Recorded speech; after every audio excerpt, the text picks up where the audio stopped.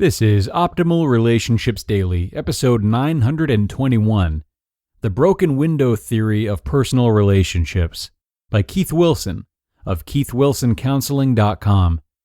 Hello, everybody, and welcome back from the weekend. Hope you all had a nice and relaxing couple of days. I am your host, Greg Audino, happy to be starting a brand new week of ORD with all of you. And we're starting off on a good note with one of my favorite contributors to the show, Keith Wilson. He's got a great post for us today that definitely speaks to all relationships and says a lot about society as a whole. You'll see what I mean once I start reading. So why don't we get right into it and start optimizing your life? The Broken Window Theory of Personal Relationships by Keith Wilson of KeithWilsonCounseling.com. Go to any down-in-the-heels, crime-ridden, poverty-stricken inner city, and you are certain to find one thing: lots and lots of broken windows. Most of these broken windows will be in abandoned buildings where no one appears to care and no one seems to be affected. Windows don't break on their own. Someone picked up a rock and winged it. It's fun. If you've never done it, try it.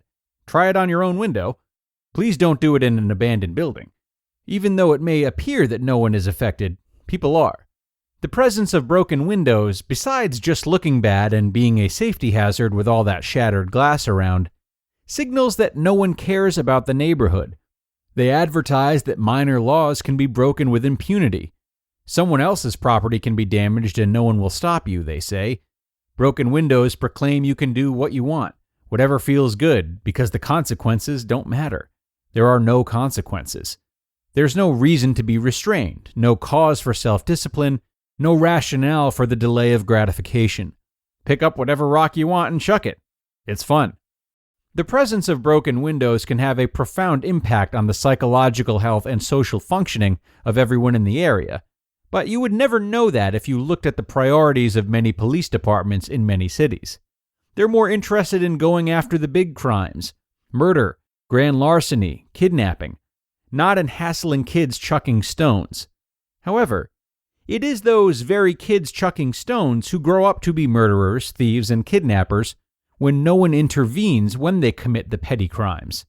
It is for that reason that many of the smartest police departments have chosen to focus on quality of life issues like vandalism, littering, fare dodging, and loud music, as well as major crimes.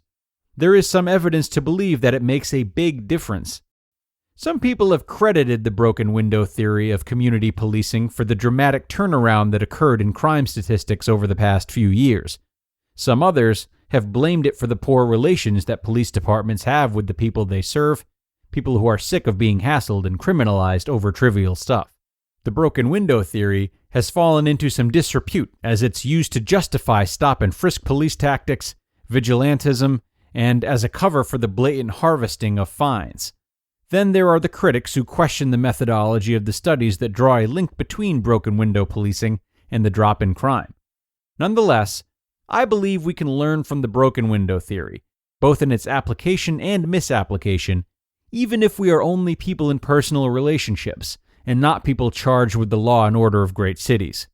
If you were to apply the broken window theory to your personal relationships, you would pay attention to the small annoyances before they get a chance to fester and corrode. If you let the little things go and then go crazy over the big things, then you can learn from the broken window theory. Learn to intervene earlier before you lose it. Talk to your partner about what bothers you. Show respect, admiration, and express gratitude. Practice simple civility. However, if you go after the small annoyances with the same assertiveness that you address the larger issues, then you're doing it wrong. In the same way that a police officer must deal with a murderer differently than a vandal, you should complain about infidelity differently than, say, the toilet seat. One requires decisive action.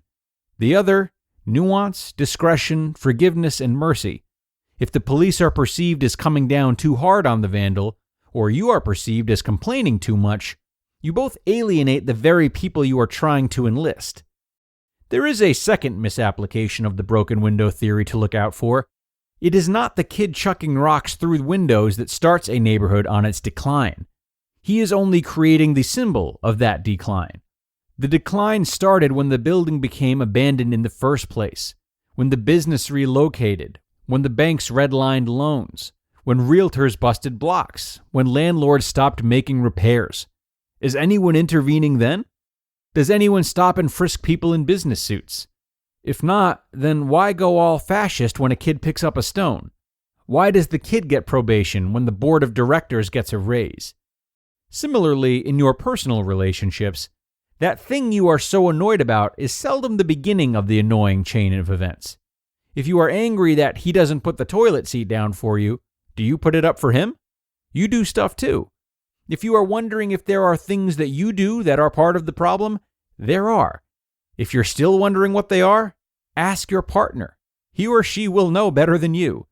The broken window theory teaches us that small things matter, that there are consequences to our actions, both when we break a window and when we make a complaint. You just listened to the post titled, The Broken Window Theory of Personal Relationships by Keith Wilson of KeithWilsonCounseling.com. And everyone, it is no secret that 2020 was a lot, and I think you would agree that we could all benefit from less stress and more sleep in our lives. It is so important to take care of ourselves and invest in our well-being during times of anxiety, and that is why we are so excited to partner with Calm, the app designed to help you ease stress and sleep better. Calm, which has over 85 million users, has a whole library of programs designed for healthy sleep, like soundscapes, guided meditations, and over 100 sleep stories. I am a Calm user, and I can safely say that its assortment of soothing material for night and day has made my meditation experience a lot better, and took away a lot of the stress that we often feel about meditating the right way, whatever that means. And now for listeners of the show, Calm is offering a special limited time promotion of 40% off a Calm premium subscription at calm.com/ORD. That's 40% off unlimited access to Calm's entire library, and new content is added every week. Get started today at calm.com/ORD.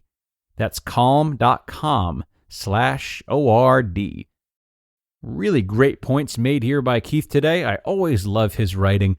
A terrific analogy speaking to an important topic, and I don't think the value of the lesson was lost on anyone. I particularly enjoyed the end and how he made the point to differentiate our approach when facing different degrees of relationship turmoil. This may feel instinctual, but we tend to forget how our punishments often fail to fit the crimes due to our own biases, our own histories, or pent-up frustrations with particular problems.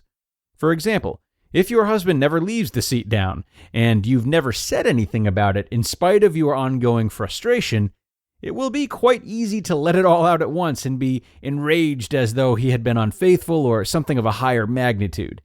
It's never too late to start, but when you do start, be mindful of what unresolved issues you may be addressing, and be careful not to start off on the wrong foot by overblowing it. After all, your significant other is only hearing about this for the first time and may not even know it's a problem for you yet. So great content to start the week with from Keith, useful for all relationships. This episode has come to a close, though, my friends. Thanks so much for being here as always, and do be sure to come on back tomorrow for the Tuesday show, where I'll have more to read for you, and where your optimal life awaits.